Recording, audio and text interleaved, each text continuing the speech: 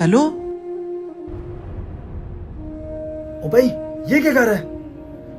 अपने अब्बा को परेशान कर रहा है। तुझे नहीं पता उसने तुझे कैसे यहाँ पर भेजा है? पता नहीं बेचारे ने किन किन लोगों से उधार लिया होगा। तू अकेला नहीं है, यहाँ पर सब ही ऐसे हैं। कोई शौक से नहीं रह रहा, सब कोई ना कोई मजबूरी के तहत रह रहा है। अब यहाँ आ गया तो तुझे काम करना ही पड़ेगा। काम करेगा तो ही तेरे अब्बा को सुकून होगा। तू परेशान ना हो।